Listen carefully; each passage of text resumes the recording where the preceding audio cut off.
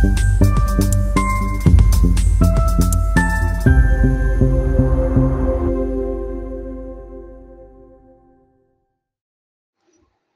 जालना जिला में शाम 6 बजे महाराष्ट्र के उप मुख्यमंत्री एकनाथ शिंदे कल जालना जिला में शिवसेना मेलावा उपस्थित थे।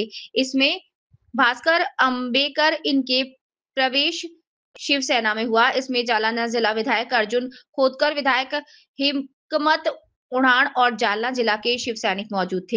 सर्वसामान्य किती वेळा तुम्ही फसवणार, किती वेळा फसवणार। भास्कर रावांनी सांगितलं की काय काय झालं त्यांच्या राजकीय प्रवासामध्ये। हा एकनाथ शिंदेने देखील शाखा प्रमुख ते मुख्यमंत्री होताना अनेक खंडे टोपे पाहिलेले आहेत, अनेक चढ उतार पाहिलेत, अनेक दुःख भोगले आहेत, अनेक संघर्ष केलेत। असा साधा सोपा मार्ग नाही।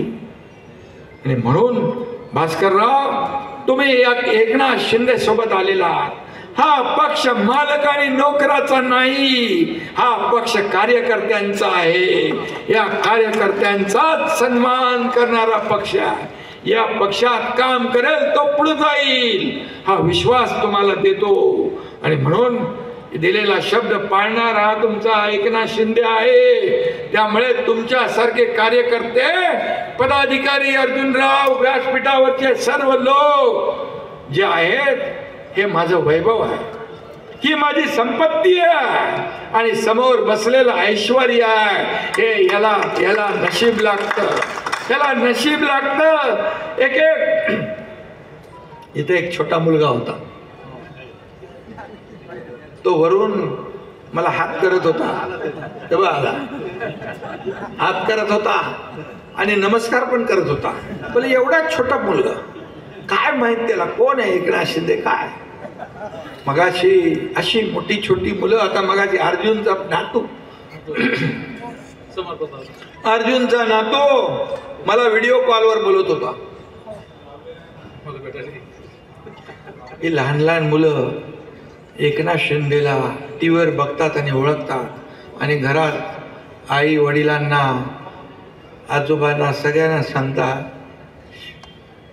एकनाथ शिंदे, आणि गाण्यावर म्हणतो डान्स करतो तो। आणि म्हणून मला तो सांगत होता मला भेटायला या। त्याला किती बघा विश्वास की मी बोले तू ये मला भेटायला, बरोबर येतो।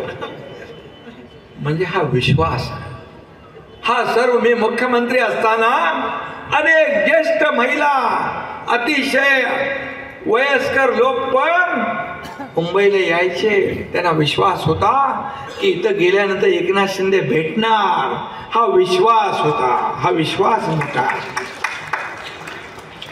आणि म्हणून मी आपल्याला एवढंच सांगतोय की या जालन्यामध्ये काय काय करायचं तुम्हाला।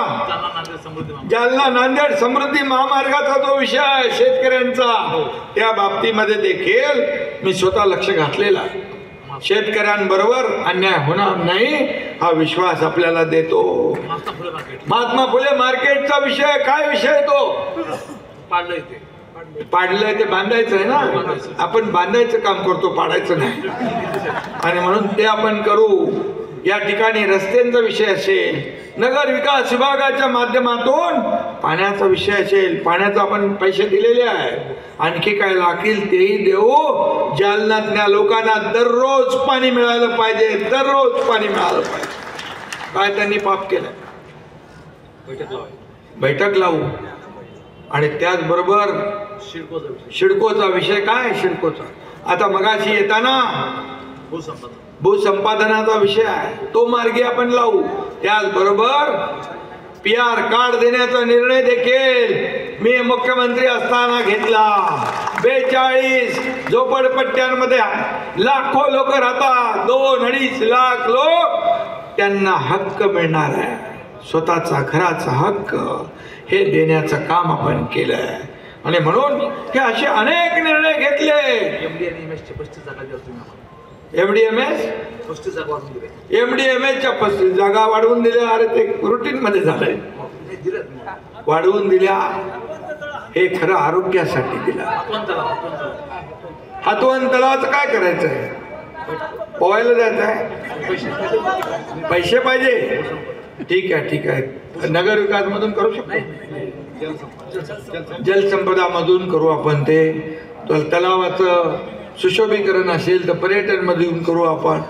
आणि म्हणून या जालना शहरामध्ये हे जालना शहरची महापालिका मीच केली आहे, तुम्हीच केली. अर्जुन रावाच्या मागणीनुसार महापालिका केली आणि महापालिका झाल्यानंतर विकास होतो, त्याचं सौंदर्य वाढतं, सगळ्या मूलभूत सोयी सुविधा मिळतात. आणि म्हणून मी आपल्याला एवढंच सांगतो की या ठिकाणी आपण जे जे मागितलंय ते ते देण्याचं काम केलं 2.5 वर्षात मुख्यमंत्री असताना. तेव्हा बघा पेंटिंग सकट तयारी आहे, माझा फोटो आहे बघा, पेंटिंग हाताने पेंटिंग केलं. म्हणजे एवढं प्रेम कधी कुणाच्या नशिबामध्ये नसतं.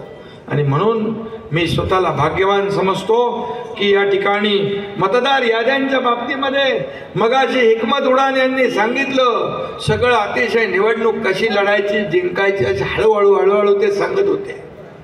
मला तेव्हा दीपक केसरकरांची आठवण आली आणि अतिशय व्यवस्थित तांत्रिक सगळ्या गोष्टी हिकमत उडान सांगत होते. आणि म्हणून हिकमत उडान, हिकमत मध्ये नावामध्ये हिकमत आहे आणि नावात उडान आहे.